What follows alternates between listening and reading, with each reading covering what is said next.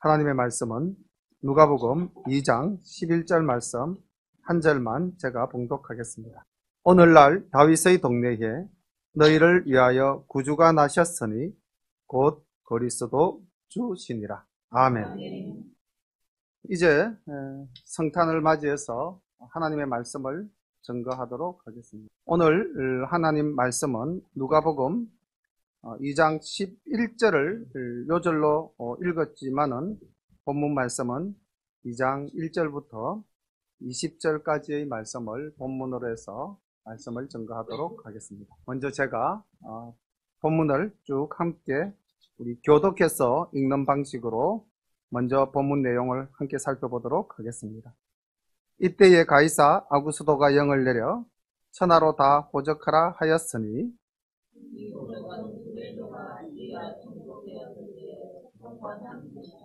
모든 사람이 호적하러 각각 고향으로 돌아가매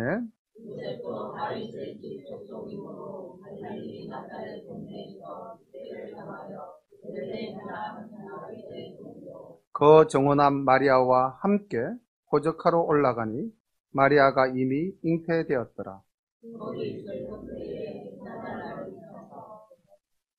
맏아들을 낳아 강보로 싸서 구유엔이었으니 이는 사간에 있을 곳이 없음이러라.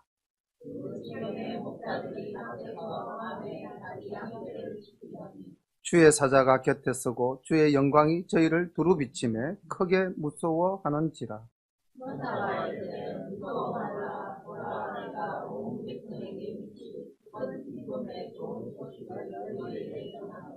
오늘날 다윗의 동네에 너희를 위하여 구주가 나셨으니 곧 그리스도 주시니라. 너희가 가서 강보에 사여 구유에 누인 자기를 보리니 이것이 너희에게 그려진다.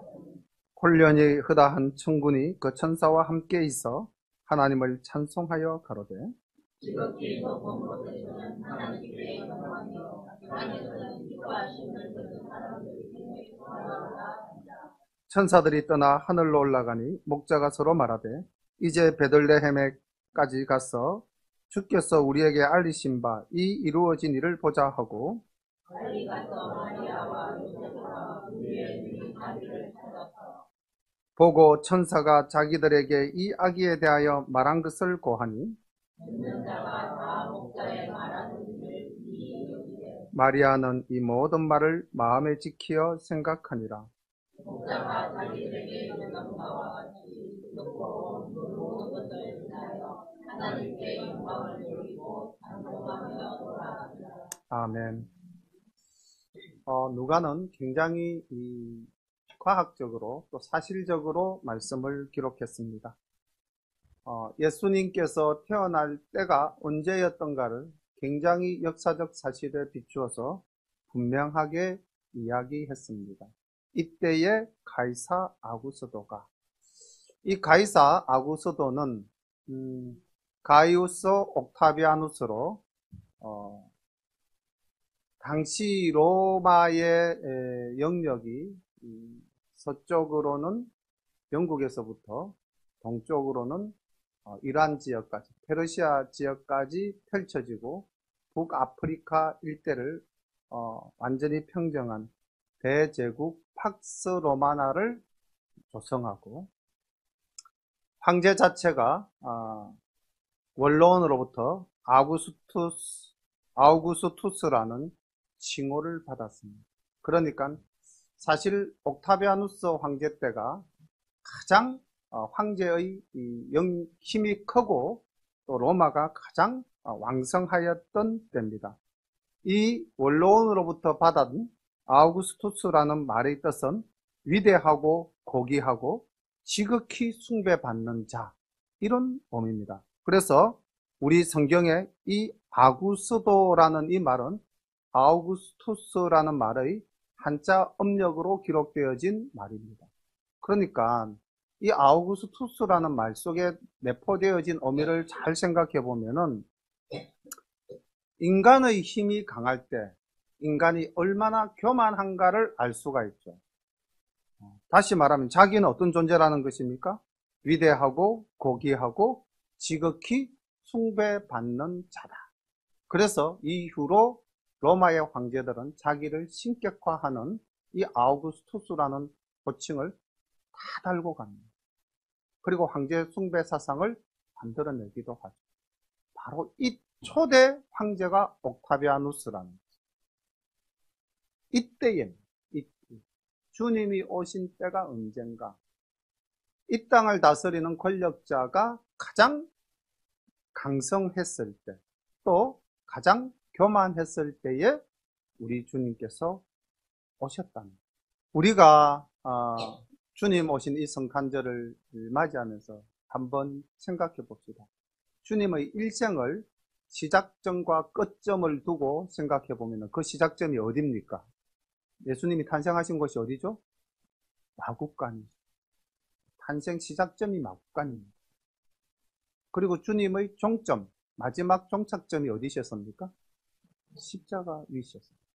세상에 어떤 사람도 마국간에서 시작해서 십자가로 끝나는 사람은 아무도 없습니다. 그런데 하나님이신 예수님이 우리의 죄를 다 담당하시기 위해서 이 땅에 오셔서 오늘 큰 기쁨의 좋은 소식이라고 사실 천사가 양치는 목자에게 전했지만은 곰곰이 한번 생각해 보면은 그 큰 기쁨의 좋은 소식은 누구에게 해당하는 이야기입니까? 우리에게 해당합니다. 반대로 한번 생각해 보세요. 그 큰 기쁨의 좋은 소식의 주체가 우리가 아니고 하나님이라고 우리가 다시 한번 더 생각해 보면 그때 하나님 아버지의 마음은 어떠시 하셨을까요? 정말 큰 기쁨이었을까요? 아마 천갈래 만갈래 찢어지는 아픔이지 않았겠습니다. 그런데 왜 그분이 오늘 우리가 읽었던 대로 베들레헴 말 구육 마국간에서 태어나셨을까요? 왜 주님이 태어나실 곳이 없어서 거기서 태어나셨을까요? 아니면은 주님이 거기에서 태어나신 것이 뭔가 우리에게 의미하는 바가 있을까요? 베들레헴이라는 이 지명은 떡집이라는 그런 번역이 되어지는 지명입니다. 베드가 집이고 레헴이라는 게 떡이죠, 그죠? 그러니까 베들레헴은 떡의 집.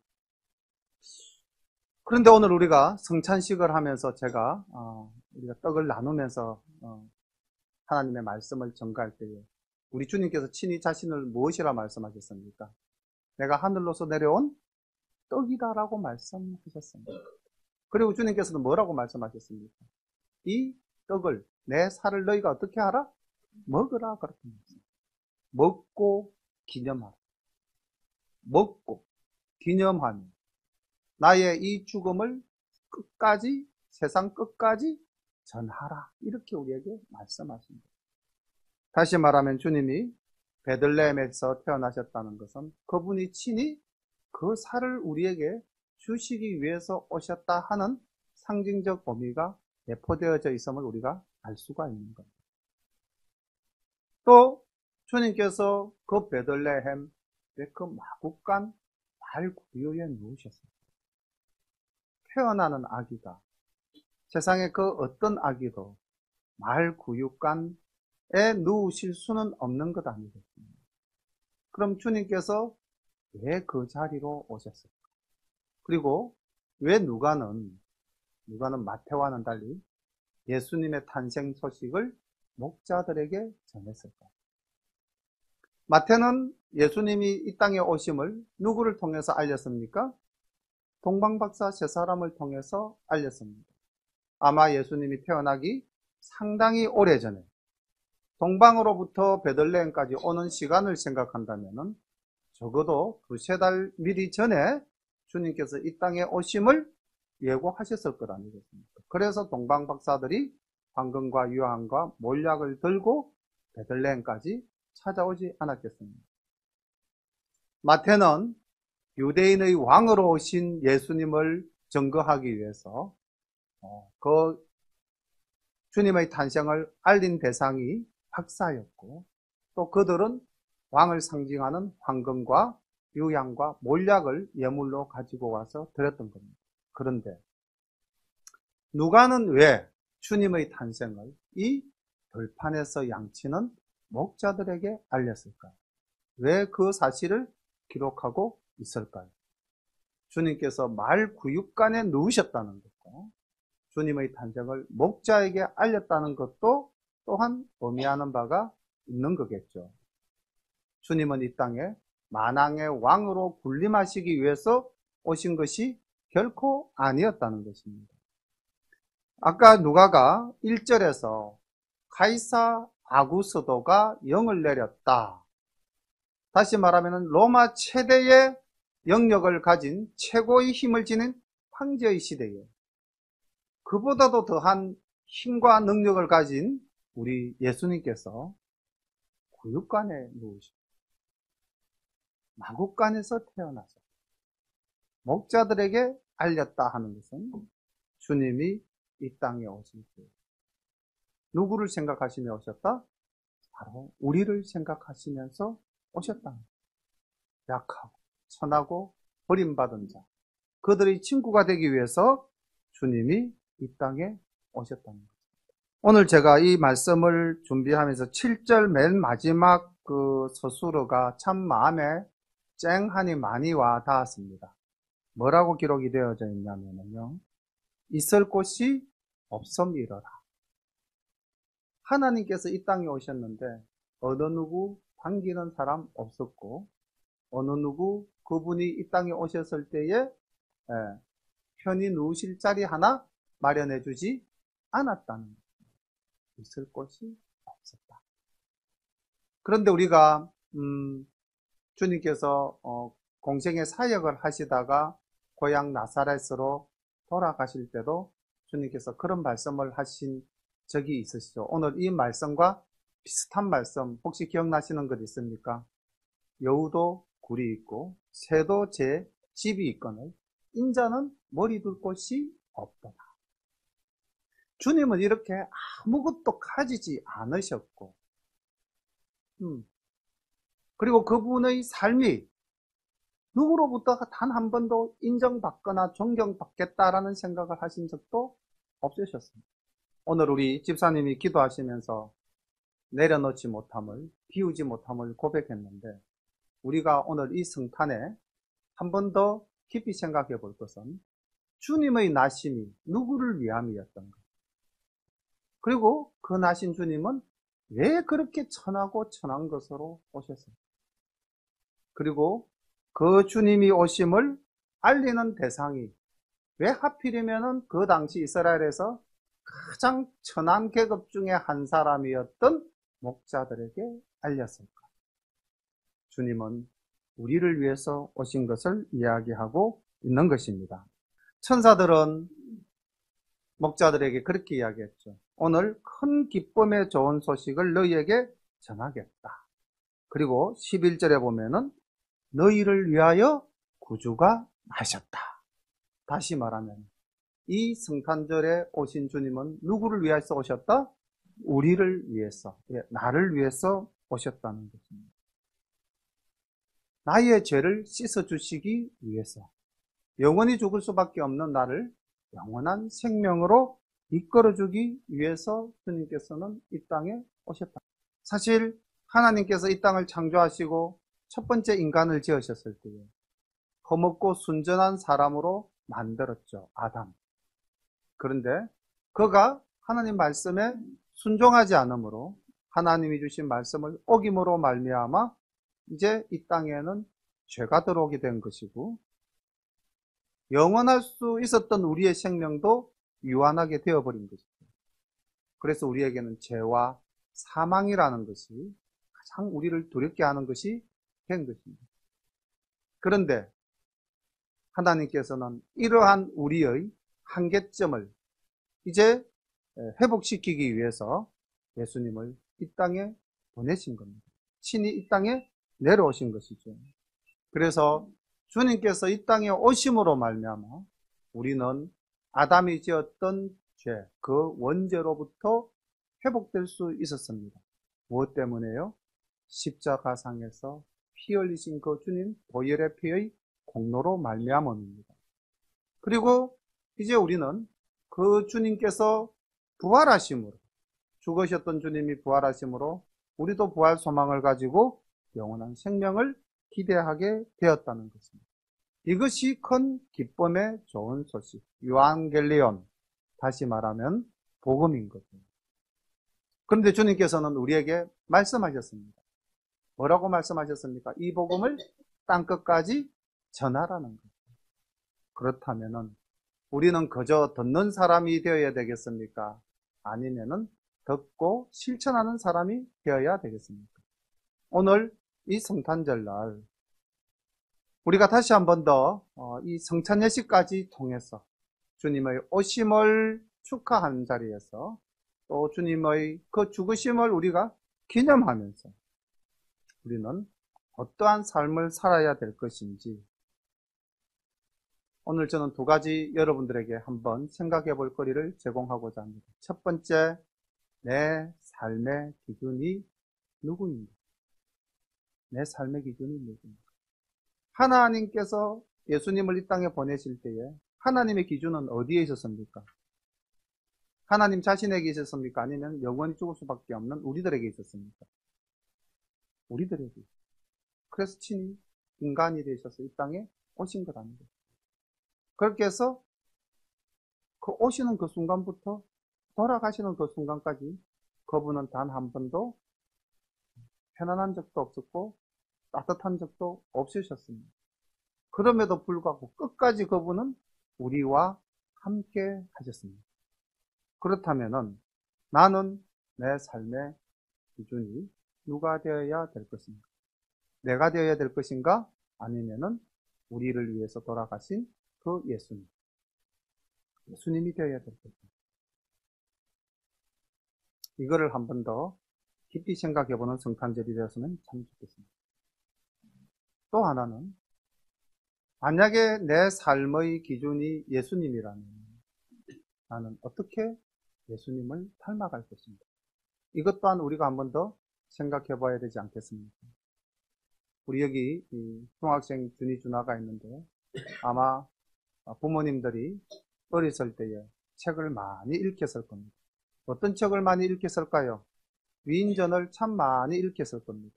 왜요?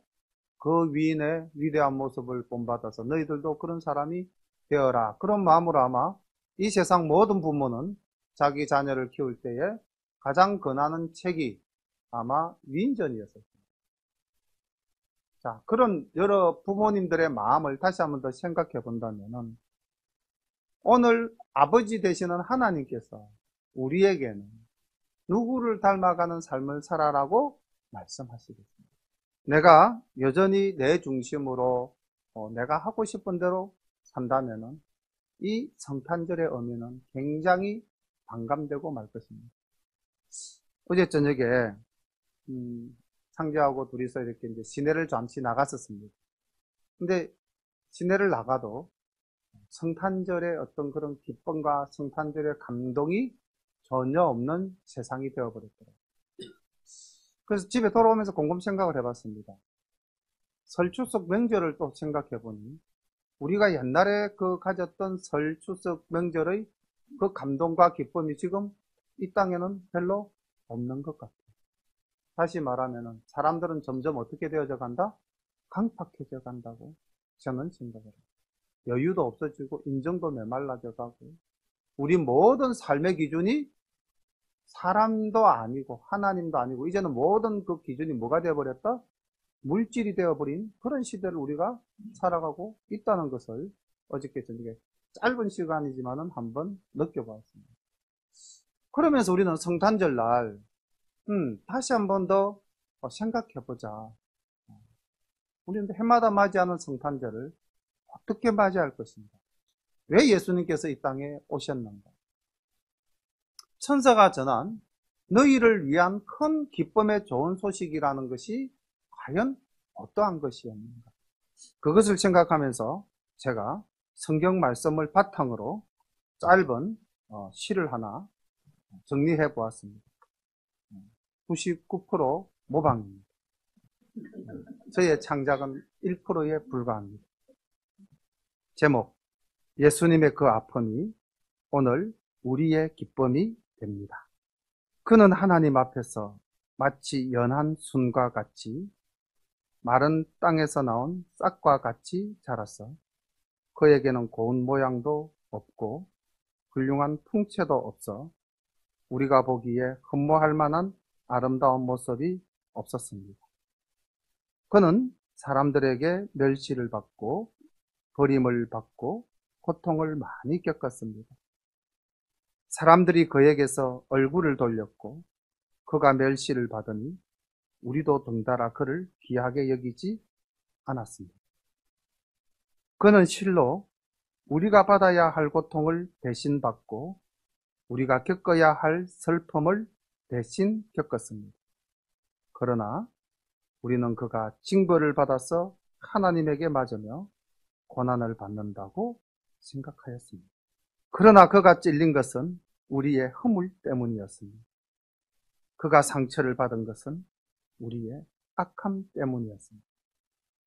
그가 징계를 받음으로써 우리가 평화를 누리고 그가 매를 맞음으로써 우리의 병이 나았습니다. 우리는 모두 길을 잃은 양처럼 각기 제 갈 길로 흩어졌지만 하나님께서 우리 모두의 죄악을 그에게 지우셨습니다. 그는 굴욕을 당하고 고문을 당하였으나 아무 말도 하지 않았습니다. 마치 도살장으로 끌려가는 어린 양처럼 마치 떡 깎는 사람 앞에서 잠잠한 암양처럼 끌려가기만 할 뿐 아무 말도 하지 않았습니다. 그가 곤욕과 신문을 당하고 끌려갔지만 그 세대 사람들 가운데서 어느 누구도 그가 당한 순환이 자기가 받을 형벌 때문이라고 생각하지는 않았습니다. 그는 폭력을 휘두르지도 않았고 거짓말도 하지 않았지만 사람들은 그에게 악한 사람과 함께 묻힐 형장을 주었습니다. 성탄의 아침에 생각하는 예수. 그가 그 자신을 우리 죄를 대신하여 십자가에서 속죄의 제물로 드렸기에 우리의 죄가 용서함 받아 하나님의 자녀가 되어 영생을 누리게 되었고 그는 하나님의 뜻을 이 땅에서 이루셨습니다. 예수님, 이 땅에 오심을 감사드립니다. 그래서 오늘은 주님께서 왜 이 땅에 오셨는가? 오신 그분은 어떻게 사셨는가? 그것을 생각하면서 우리는 내 삶의 기준을 누구에게 둘 것인가? 그리고 어떻게 그 주님을 닮아갈 것인가? 다시 한 번 더 가슴 깊이 새기는 귀하고 복된 순간들 되시기를 축원합니다. 기도드리겠습니다. 큰 기쁨의 좋은 소식을 아픈 마음으로 우리를 위하여 내려주신 하나님 아버지 감사합니다. 얼마나 그 마음이 아프셨을는지 이 땅에서의 시간들을 생각할 때마다 주님이 오신 그날은 아버지에게는 아픔이셨지만 영원히 죽을 수밖에 없는 우리에게는 큰 기쁨의 좋은 소식이 틀림없었습니다. 하나님 아버지, 그러나 우리가 그 큰 하나님의 사랑을 오늘 우리는 어떻게 생각하며 얼마만큼의 가치를 두고 살아가는지 다시 한 번 더 저희들을 돌아보게 됩니다. 주님이 오신 이 성탄의 아침에 우리 모두가 아버지 하나님의 그 크신 사랑하심과 주님의 그 한없는 희생과 그 한없는 사랑을 생각하면서 우리 모두가 이 땅에서 살아갈 동안 주님을 닮아가며 주님의 사랑을 실천하는 자 다 될 수 있도록 인도하옵소서. 예수님의 이름으로 감사하며 기도드리옵나이다. 아멘.